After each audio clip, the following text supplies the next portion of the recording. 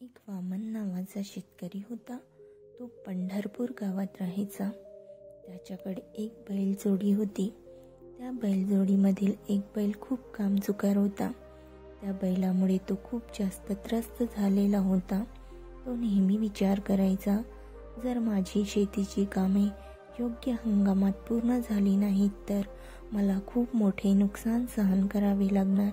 त्यामुळे त्या बैलाला बैल बाजारात विकून नवीन दुसरा बैल विकत घ्यावा असा त्याने विचार केला.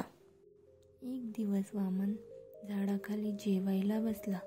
तेव्हा त्या झाडाजवळून एक साधू बाबा तिथून जात होते. त्या साधू बाबांनी त्यांना पिण्यासाठी प्यायला पाणी मिळणार का म्हणून वामन शेतकऱ्यांना प्रश्न विचारला आणि वामनने लगेच पाणी दिले साधूला प्यायला. नंतर साधूने वामनकडे पाहून प्रश्न विचारला, तू खूप उदास आहेस का?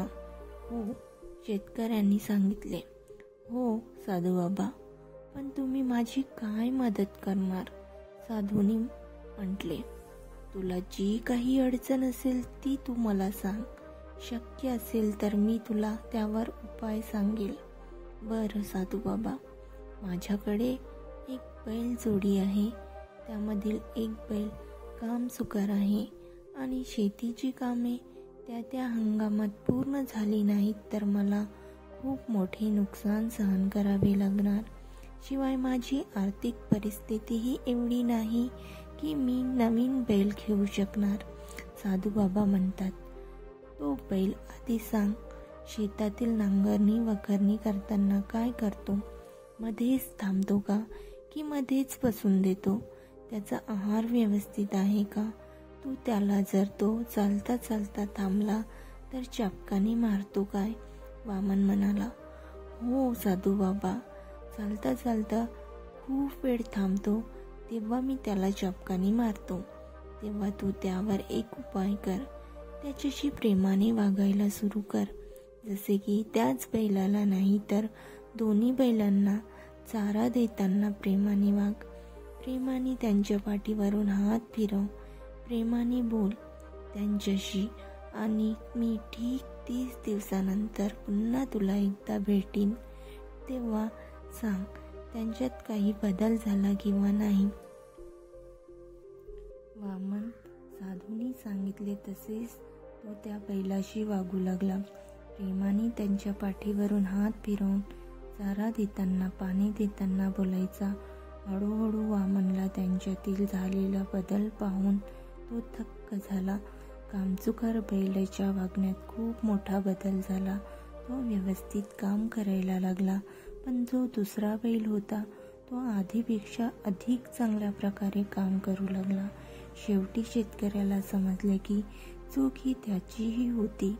तो त्या बैलाचा रागराग करायचा, नेहमी चिडचिड करायचा, खूप वेळ थांबल्यास चाबकाने मारायचा. त्याने त्याचे वागणे बदलवले. तसेच त्या बैलांच्याही वागण्यात बदल झाला. वामनला त्याची चूक समजली.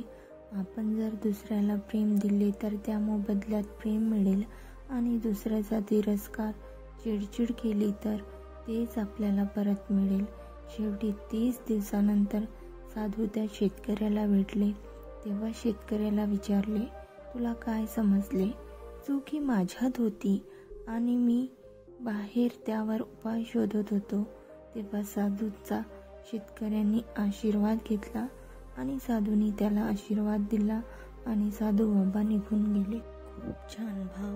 महसूस वाटण्याचा सिद्धांत परिवारातील पाळीव प्राण्यांवर सुद्धा लागू होतो. प्राणी अद्भुत आहेत कारण त्यांच्यामुळे आपण सर्वोत्तम भावनात्मक स्थितीमध्ये राहतो. जेव्हा आपण आपल्या पाळीव प्राण्यांप्रती प्रेम महसूस करतो तेव्हा ते प्रेम एका महान अवस्थामुळे आपल्या जीवनामध्ये खूप छान उपहार आणत असतात. जेम्स रे म्हणतात, विचार आणि प्रेम यांचं मिश्रण हे आकर्षणाच्या नियमाला खूप जास्त शक्तिशाली बनवून टाकीत असतं.